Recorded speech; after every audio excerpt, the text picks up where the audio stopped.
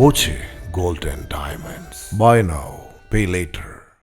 ഒരു നൂറ്റാണ്ടോളം പാരമ്പര്യമുള്ള ഷൊർണൂരിലെ ഇരുമ്പുരക്ക് വ്യവസായ രംഗത്തെ കാർഷികോപകരണ നിർമ്മാണ സ്ഥാപനമായ പൊതുമേഖലയിലെ മെറ്റൽ ഇൻഡസ്ട്രീസ് ലിമിറ്റഡ് പുനഃസംഘടിപ്പിക്കാൻ ഒരുങ്ങുന്നു.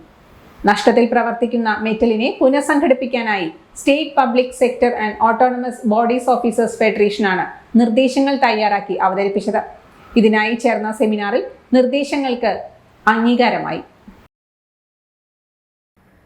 സെമിനാർ പി മമ്മിക്കുട്ടി MLA ഉദ്ഘാടനം ചെയ്തു.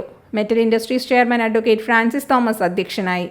സ്പാറ്റോ ജില്ലാ president V Jitheesh, board for public sector transformation executive chairman K Ajith Kumar, Malabar Devaswom board president MR Murali, നഗരസഭാ chairman MK Jayaprakash, Anakkai Balakrishnan, PT Ajayakumar, K Lakshminarayanan, SB Raju, K Gangadharan തുടങ്ങിയവർ സംസാരിച്ചു.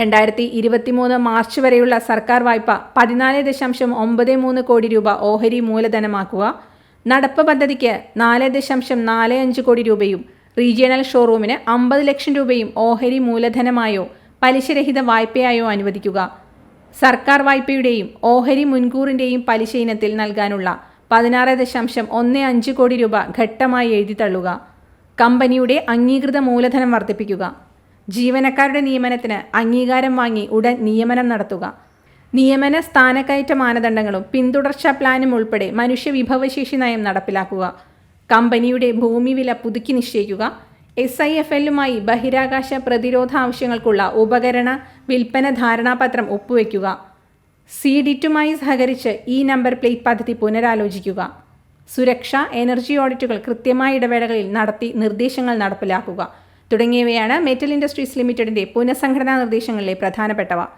ഇതുൾപ്പെടെയുള്ള പുനഃസംഘടനാ പദ്ധതികൾക്കുമായി ഉണ്ടാക്കിയ നിർദ്ദേശങ്ങൾ സെപ്റ്റംബർ 24 ചേർന്ന് മെറ്റൽ ഇൻഡസ്ട്രീസ് യോഗം അംഗീകരിച്ചിട്ടുമുണ്ട്. ഈ നിർദ്ദേശങ്ങൾ സർക്കാർ അംഗീകരിച്ചാൽ കമ്പനിയുടെ മൂല്യം 23.83 കോടിയിൽ നിന്ന് 58.08 കോടിയായി ഉയരും. വിറ്റുവരവ് 2030ഓടെ 75 കോടിയിലേക്ക് ഉയരുമെന്നും സെമിനാറിൽ അവതരിപ്പിച്ച റിപ്പോർട്ടിൽ പറയുന്നു.